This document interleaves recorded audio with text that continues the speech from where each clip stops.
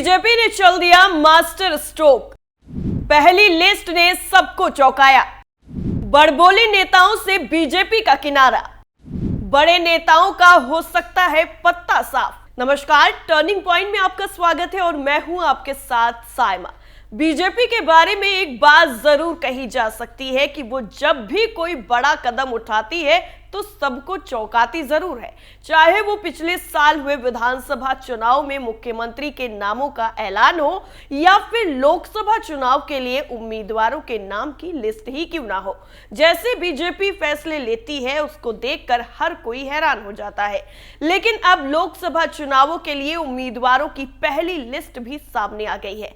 लेकिन ऐसे में गौर करने वाली बात है कि आखिर बीजेपी किन लोगों का टिकट काटा है और किसका टिकट कट सकता है। कई रिपोर्ट्स में यह दावा भी किया जा रहा है कि बीजेपी लोकसभा चुनाव में किसी भी तरह से कोई भी रिस्क लेने के मूड में नहीं है और इसलिए उसने ऐसे नेताओं को किनारे किया है और आगे का भी वही प्लान बनाया है जो बड़बोले हैं या फिर उनकी वजह से पार्टी पर कोई उंगली उठ सकती है। तो चलिए विस्तार से बताते हैं कि आखिर बीजेपी का मास्टर प्लान है क्या। भारतीय जनता पार्टी ने अपनी पहली लिस्ट में साफ साफ ये संदेश दे दिया है कि बड़बोले और खराब रिपोर्ट कार्ड वाले नेताओं को टिकट नहीं मिलेगा। दूसरा संदेश ये है कि मिशन 400 में जुटी बीजेपी नए चेहरों पर भी दांव खेलने से पीछे नहीं हटेगी। पार्टी ने जारी की गई 195 उम्मीदवारों की लिस्ट में 34 मौजूदा सांसदों का टिकट काटा है और इनके जगह पर नए चेहरों को मौका दिया गया है। इसके अलावा केंद्रीय मंत्रियों को भी यह स्पष्ट कर दिया गया है कि भविष्य में अपनी जगह बरकरार रखने के लिए उन्हें जनादेश हासिल करना ही होगा। शायद इसीलिए पहली लिस्ट में 34 मंत्रियों को भी टिकट दिया गया है।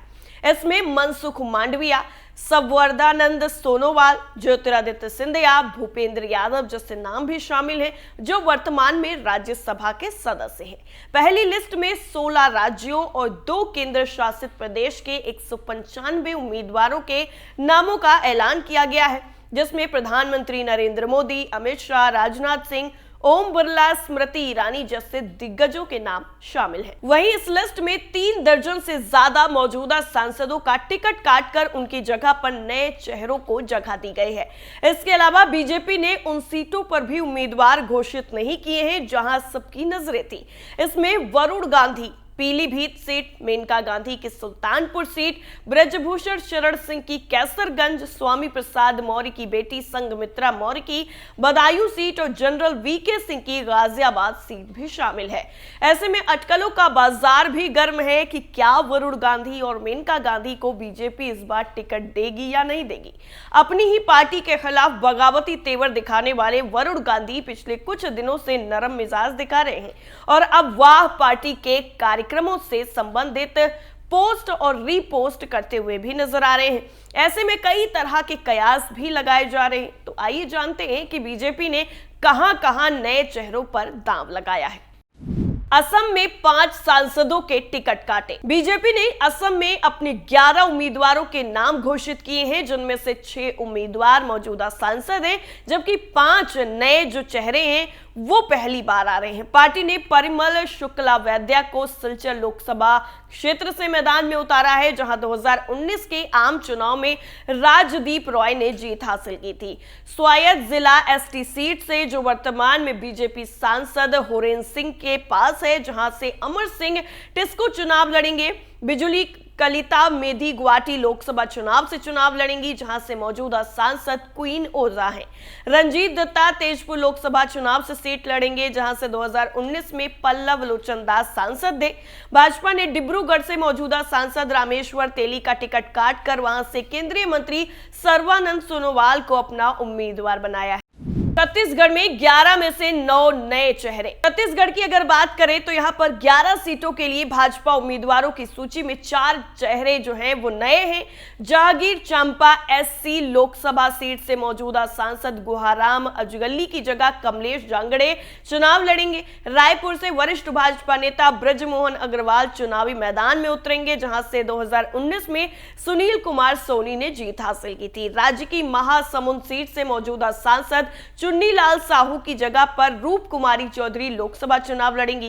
कांकेर एसटी सीट पर मौजूदा सांसद मोहर मंडावी की जगह पर भाजपा उम्मीदवार भोजराज नाग ने ले ली है। इसके अलावा कोरबा से सरोज पांडे चुनाव लड़ेंगी, जहां से 2019 में ज्योतिनंद दुबे को टिकट दिया गया था। बिलासपुर से मौजूदा सांसद अरुण शॉ की जगह जगतोखन साहू को टिकट दिया गया है। उत्तर प्रदेश की अगर बात करें तो यहां पर 51 सीटों पर उम्मीदवारों के नामों की घोषणा कर दी गई है। इसमें 4 नए चेहरे मैदान में हैं। इसमें श्रावस्ती से साकेत मिश्र, अंबेडकर नगर से रितेश पांडे, जौनपुर से कृपाशंकर सिंह और नगीना से ओम कुमार को टिकट मिला है। दिल्ली में 5 में से 4 नए चेहरे। भाजपा ने दिल्ली की लोकसभा सीटों के लिए 5 उम्मीदवारों के नाम की घोषणा कर दी, जिसके बाद हलचल तेज हो गई, जिसमें से 4 मौजूदा सांसदों का टिकट काट दिया गया। पार्टी ने 2 बार के सांसद पूर्व केंद्रीय मंत्री हर्षवर्धन को हटाकर व्यापारी नेता प्रवीण खंडेलवाल को चांदनी चौक लोकसभा सीट से अपना उम्मीदवार बनाया है। पश्चिमी दिल्ली सीट के लिए भाजपा ने 2 बार के सांसद परवेश साहिब सिंह वर्मा की जगह कमलजीत सहरावत को उम्मीदवार बनाया है। नई दिल्ली लोकसभा सीट से केंद्रीय मंत्री मीनाक्षी लेखी की जगह पर दिवंगत भाजपा नेता सुषमा स्वराज की बेटी बांसुरी स्वराज को अपना उम्मीदवार बनाया है। दक्षिण दिल्ली से भाजपा ने रमेश भिदोड़ी को हटाकर रामवीर सिंह भिदोड़ी को अपना उम्मीदवार बनाया है, जिससे ये रास्ता साफ होता हुआ नजर आ रहा है। गुजरात में 5 सांसदों का टिकट कटा। भाजपा ने गुजरात में 15 लोकसभा सीटों के लिए अपने उम्मीदवारों की घोषणा कर दी है और 5 मौजूदा सांसदों का टिकट भी काटा गया है। बनासकांठा लोकसभा सीट से मौजूदा सांसद प्रभात भाई सवाभाई पटेल की जगह पर पार्टी उम्मीदवार रेखाबेन हितेश भाई चौधरी चुनाव लड़ेंगी। अहमदाबाद पश्चिम में एससी सीट पर दिनेश भाई केदार भाई मकवाना ने 3 बार के सांसद किरीट सोलंकी की जगह ले ली है। राजकोट लोकसभा सीट से मौजूदा सांसद मोहन भाई कल्याण जी कुंदरिया को हटाकर केंद्रीय मंत्री पुरुषोत्तम रूपाला को बीजेपी ने अपना उम्मीदवार बनाया है। पोरबंदर की अगर बात करें तो यहां पर इस सीट से केंद्रीय मंत्री मनसुख मंडाविया को उम्मीदवार बनाया गया है, जहां से वर्तमान में रमेश भाई लवजी भाई धानुन सांसद हैं। पंचमहल सीट से मौजूदा सांसद रतन सिंह मगन सिंह राठौड़ की जगह पर भाजपा उम्मीदवार राजपाल सिंह महेंद्र सिंह जाधव मैदान में उतरेंगे। और झारखंड की अगर बात करें तो झारखंड में भाजपा ने हजारीबाग सीट से मनीष जायसवाल को टिकट दिया है, जहां से पूर्व केंद्रीय मंत्री यशवंत सिन्हा के बेटे जयंत सिन्हा सांसद हैं। लोहारदगा एससी सीट पर 3 बार के सांसद सुदर्शन भगत की जगह समीर उरांव ले ली है। मध्य प्रदेश में 11 नए चेहरे। मध्य प्रदेश की अगर बात करें तो यहां पर बीजेपी ने 24 उम्मीदवारों के नाम घोषित कर दिए हैं, जिनमें से कई पुराने चेहरों को टिकट नहीं दिया गया है और मुरैना से इस बार शिव मंगल सिंह तोमर को टिकट दिया गया है।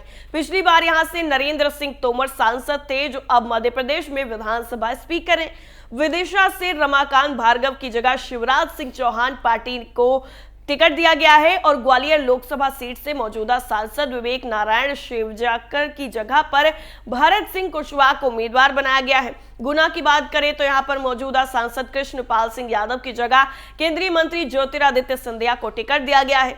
भाजपा उम्मीदवार लता वानखेड़े सागर लोकसभा सीट से मैदान में उतरेंगी, जो वर्तमान में राज बहादुर सिंह के पास है। दमोह से प्रहलाद पटेल, जो अब एमपी कैबिनेट में मंत्री हैं, उनकी जगह पर राहुल लोधी। मध्य प्रदेश में विधायक बन चुकी सांसद रीति पाठक की जगह इस बार सीधी से राजेश मिश्रा को उतारा गया है। इसके अलावा जबलपुर से राकेश सिंह को, जो अब एमपी सरकार में मंत्री हैं, उनकी जगह आशीष दुबे हैं। विधायक बन चुके होशंगाबाद के सांसद उदय प्रताप सिंह की जगह पर दर्शन सिंह चौधरी, भोपाल से साध्वी प्रज्ञा की जगह पर आलोक शर्मा, रतलाम से गुमन सिंह की जगह पर अनीता नागर को टिकट दिया गया है।